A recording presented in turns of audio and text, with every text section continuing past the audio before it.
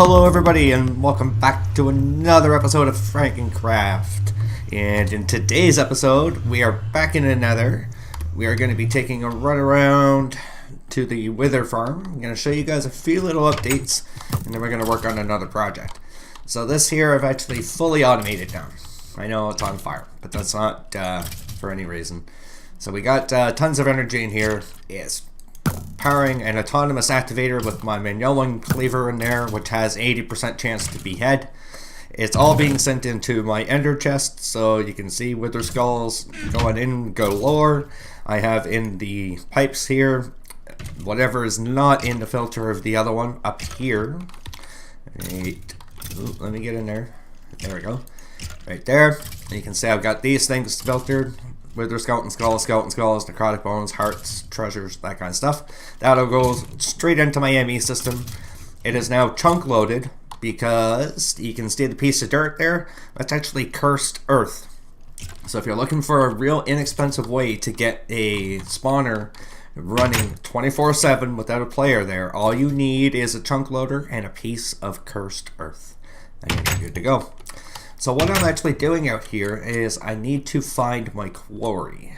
I lost it because I was on my laptop playing, and I put the coordinates for it on the laptop, but I didn't write them down for my computer. So I believe we're somewhere around minus 268 and minus 400 something. You can see here all the dirt. I have been quarrying already quite a bit, but I'm deciding to stop all of the nether quarry for now because there's actually two things I need to check into. One is the quarry that I have in the overworld, which I can't remember where that is either because it was done on the laptop. Right here. Uh-oh, I'm in the lava. Right here. This is where we gotta go, I believe. Right up here, keep going. You can see all the work it's actually done. Quite a bit. It's actually pretty awesome to be able to quarry in the nether. The problem is you always got to go up top to be able to get your stuff. So what I'm going to do, guys, is I'm going to gather all this, and I'll meet you back at the base. So I'll see you guys in a few seconds. Alright guys, so I'm back at the base now after gathering up all my stuff that I had there. What I wanted to show you was the progress on the Wither skeleton skulls. We have 14,147. Because of the quarry, we have 60,000, probably more. Yeah, 60,100 soul sands, so we can probably start to automate the Wither boss farm. And the other thing is because of all the mining I've been doing through that, like 4,300 nether coal, a bunch of copper, got ferrous and gold. The gold I processed just the other day. You can see 570 blocks. Iron I did as well, 1,230 blocks. So I'm doing all that down at the smelter. So I go down here and basically the whole thing is automated. I go through the alloy smelter and the sag mill and then go right into the smelter system. Then it gets put into blocks and automatically goes down. See right here, it goes into this chest here, which gets pumped right into the controller, and then it automatically gets pumped out into the basin, put into one of these two chests, which goes back into the ME system. Now, the reason why I wanted to take everything out of the nether is because I've been playing around with Mistcraft again. As you can see here, I put this up here. This little particular one actually leads to the lava age. I went in and was playing around with a bunch of different sheets and stuff that I had. So, oops, let's put that up there for a sec. Let's grab this, put it in the desk, and this here is a mushroom island. Number 3, I believe. It was age 13. I started on age 10, so this is Mushroom Island 4. So we finally got the Mushroom Island I was looking for. And you're probably thinking, what the hell do I want Mushroom Island for? Well, let me show you why. The first one that I actually created was pretty devastating. The second one that I made, I got poison, slowness, weakness, and hunger. The third one had decay in it. The fourth one, on the other hand, because what I did is I actually put in eternal storm. So the sun, I don't know, it's always there, but I put in eternal storm to help reduce the negative effects. So for the sole fact that I actually need to have a storm running all the time, I don't really care. It's not something that is bothersome to me, for the sole fact that we're not actually going to be doing anything here. So you're probably asking, why do you want this? Well, when I hit these buttons, F9 if you're not familiar with it, it shows you which chunks are available. And what I plan on doing is going something like this. So right where this chunk starts right here, we are going to go all the way out this way. So right now we are currently at 16 on the 33. We will go to 1,016. And we are going to quarry out 1,000 by 1,000 block. So what I'll do, guys, is once I get this filled in, I'll bring you back, and that way you don't have to kind of see me just place down a bunch of markers and stuff like that. So I'll see you guys in a few seconds. Alright guys, so we're back here. I've got everything all set up now. You can see, well, the sun is actually setting, but with the sky black, it doesn't really make a difference. Those things there, right there, those are those stone spheres that I was telling you about, help to reduce the negative effects that are in this world. Now, you can see what the cool thing with this here is that the negative effects, all we have are what we already have. The speed from the bag and strength. And the last thing I gotta do is just put this chunk loader down. Now, the way that I have this set up, that is in a different chunk than what this is. So the quarry should be loading this. The thing I'm not sure of is if this is gonna stay loaded. So I'll put it there. And if you don't know it, you can adjust the chunks here. You know, 25, 49 I think is the next one. And then you can turn on the lasers and you can actually see what it's going to do for you. So we don't need it that big, so let's just put it down right there. You can also change the style, circle or square or anything like that. And you can see how fast this thing's going. So now what we can do, we'll head back to the base. And then what I'll do, guys, is I'll actually show you how you can actually set this world up. So let's just head back there right now. Alright. So here we are. Back in the base. And over here, this is the book that I had. It's the Mushroom Island 4. And take that, put it in here. And I believe I can edit stuff in here as well. Alright guys, so what you do, you can't actually edit in here, so I'm just going to tell you. What you can do is you put in your different pages for the biome, and it will require that you have a minimum, I believe, of 20 pages. So at the very end, you're going to want to use a filler. What I did is put in like 10 pages of ravines just to fill in the last little bit, because the more you leave open, the more apt you are to be able to get the negative effects. So in order to make these, you need the linking page, which is this first one right here. You make that over here. You grab the link panel page, and in here, here in the binder, it'll be the first page that you put in. And then after that, you fill it up with all the other pages. And I'll show you guys exactly how to do that to get a relatively stable age, and hopefully has no negative effects like the poison, the hunger, all that kind of stuff. So you need the stone block. The stone block is basically going to generate a normal world. So it'll have the grass, the stone, and then bedrock, that kind of thing, just like a normal world would have set up. So there won't be any kind of weird stuff in there. Then you want it to be a completely flat world. So the flat world won't generate any hills or anything like that. It'll still have the same setup with the stone block before. So it'll be flat, like grass all the way across. Then, you know, your layers like it would normally have with the normal generation of ores that you would normally find as well. The next one that you want is the Mushroom Island. It doesn't have to be the shore biome, but one thing, just make sure it's not the mushroom forest. That one there is for the twilight, and it will generate a whole bunch of messed up stuff. And it won't be the mushroom one, which is what you're looking for. A single biome distribution is what you want, so the entire world will be the mushroom island. No weather, so won't be any weather. I added in something at the end, but so no weather, won't be any ill effects, normal lighting, normal sun, normal moon, normal stars, water block, and that's going to actually be a part of the surface lakes. You could make that something else if you wanted lava or oil or whatever you want, but water makes the safest, obviously. So that pertains to the water block that is before it. Then we have the black color, and then sky color, so that means the sky color will actually be black.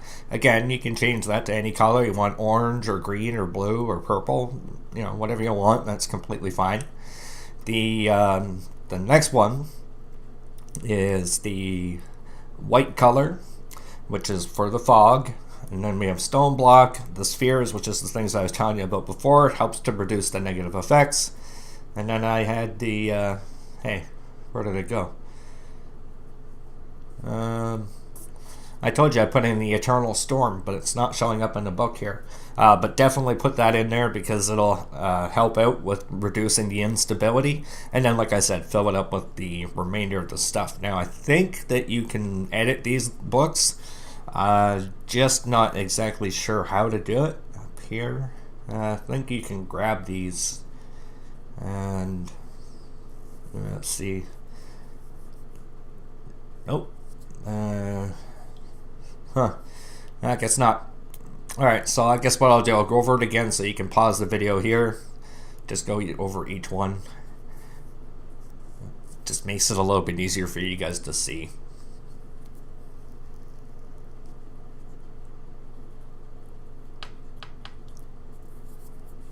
And then don't forget, at the end here, I had the Eternal Storm.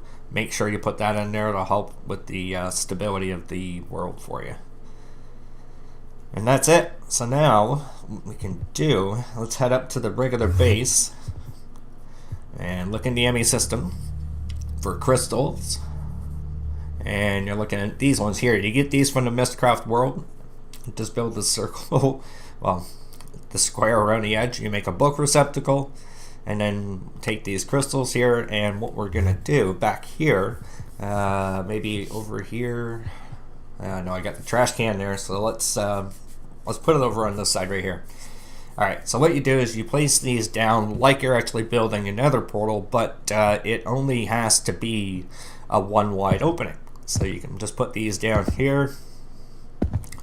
Oops, damn. Oh my goodness. Alright, this is kind of like the glowstone. It breaks like it, but it actually leaves a block, which is cool. So you don't have to worry about that. And put these in. And then what you do is you take the book receptacle and you can put that along the edge at the top or anything. I'll put it right here.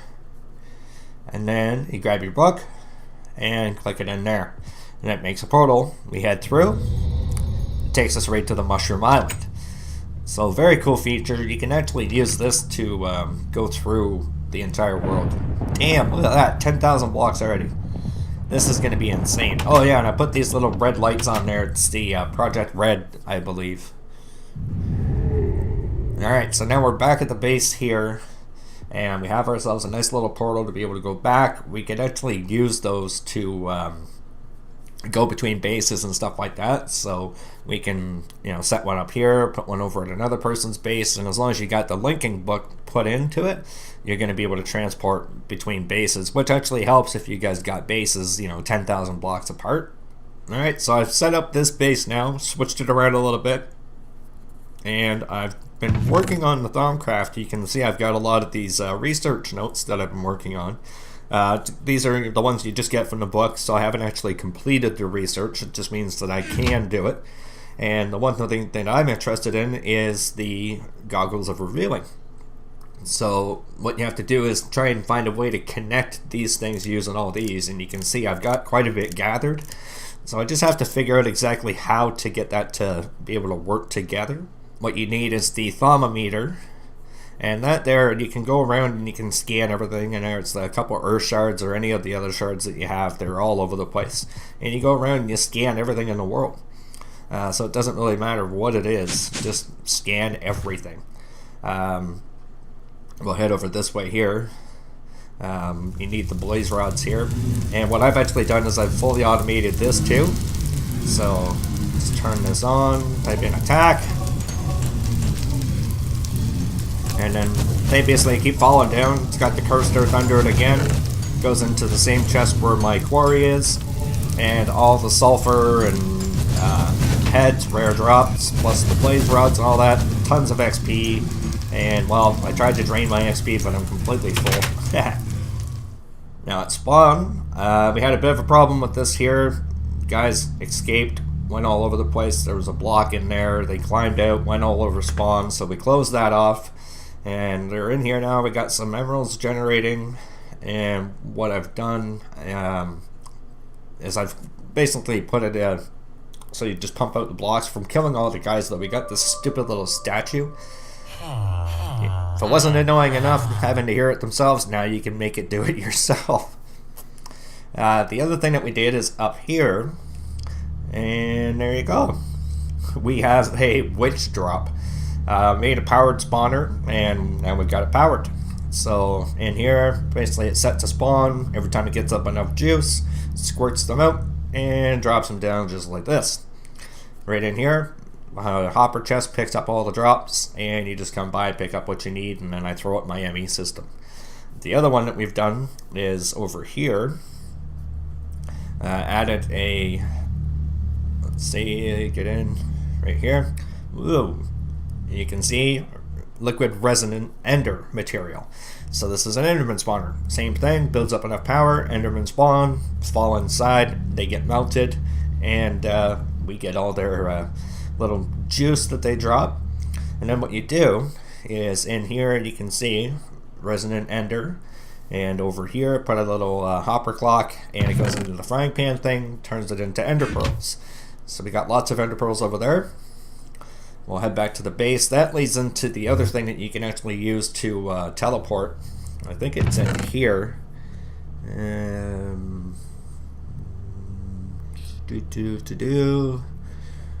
Nope, not there. So maybe I threw it in the ME system. It's called the Draconic Charm, or where is it? It's right here. Enhanced Charm of Dislocation. I've already made this. But I've seen what it can do, and it's actually pretty cool. I think I probably threw it somewhere else. Yeah, it's not in here. So probably in my ender chest or something like that, or one of my saves or something like that. Anyways, I'll get that later. But what that actually does is it allows you to be able to teleport using the ender pearls. And I've got like 700 ender pearls, so I could easily use that to fill up the Charm of Dislocation, and for the cost of one ender pearl, you can actually teleport between these little different spots to the overworld, even 10,000 blocks away if you wanted to. And it costs only one ender pearl.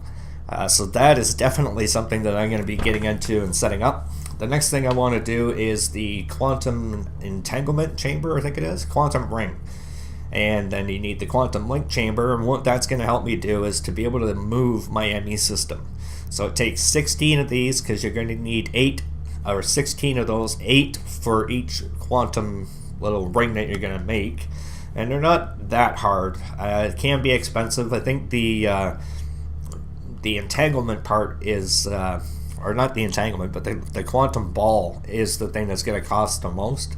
So having these, it's really not that hard to do. I'll show you in the back what I've done to be able to get this little quantum ball in a sec here. What I've actually done, I forgot about this, I've automated the charged service quartz, and it's just a barrel, and you throw in your service quartz, it goes pumping through there. Let's grab a stack right here. Service quartz. There we go. Throw those in here. Oh crap, no. Oh man. Alright, let's throw those in there. And let's see. Okay, well I'm gonna go in the back. I'll grab the, let's get in here. Grab my wand. Oh yeah, and I also set up some deep storage. So I've got sand, 41,000. Over here is the stone. You got 216,000. This used to be for netherrack, but I was actually using that for the matter condenser. See, 98,000 gone through. I've got 7 of those condensed matter. And so 7 of those plus the one I've already used, that's like 2 million pieces of netherrack. Over on this side here, we've got cobblestone, almost 800,000. And that's set up from the pulverizer and the sand generator and all that kind of stuff. Whoa, a little bit of a lag. And over here, gonna grab my wand. There we go. So the quartz is going through. Let's head back through this whole mess of wires, which I'm going to be cleaning up soon. It's just a real pain to work back here. Alright, we'll go out. Over here, now you can see. So it's taking everything from the barrel, not my wand, and it feeds it through. So whatever one's open, it will pull it through and then put it into the other barrel once it's actually complete. Really easy setup, so semi-automatic, but I mean, that way it's not going to take everything from your ME system and turn it into a charged quartz. This here, just whatever you want, you throw in, it's done, take it and throw it back into the ME system. I find this to be a bit better of a setup, so you're not always having to disconnect something. This way it's just pull out a couple of stacks, throw them in, put them into the ME system, and then you're done. For me anyways, this is what I think is going to work the best, and it's actually pretty fast, you know. The other thing that I did is over on this side, I've automated the pure quartz fluids and nether quartz crystals, and those are the ones where you take a stack of sand and you put it with a stack of regular quartz or surface quartz and put it through this little barrel here. And this is actually hooked up to, whoops, right up here to the export bus. So any seeds that are in the ME system over there will be pulled out and put through the line all the way into there, and then dropped into this, and then it gets sucked into the barrels and they're left there. So I've already done a couple stacks of each. I put one in just so that it had a barrel to sort to, and then I have this on off switch so that it won't take anything else from it. So I can throw seeds in right now, and then when I turn it on, it'll pull it through. You can see that's working. I shut that off, and now it's not working. So that way I can make a bunch of seeds, throw them in there, and then whenever I want them, turn on the switch, they drop it into here, and then they get pulled out into the barrels like I said. Pretty awesome setup if you ask me. And again, it's a semi-auto kind of setup, but again, it's not something that I want fully automated. I don't want to pull everything out. And then this cool guy here, another little trophy, actually shoots arrows out at you. And I think that's going to be it for today's episode, guys. I just wanted to give you a little bit of a heads up as to what was going on. I think in the next one we'll play around with the quantum entanglement a little bit, and maybe set up one of those rings in another world, in another area of the world. One other thing is this stabilized mob spawner. I might do something with that. It's kind of like what the Cursed Earth does, but it can increase spawns. So that's something I might look into as well. But again, guys, I really hope you enjoyed today's episode, and we will see you in the next one. Take care.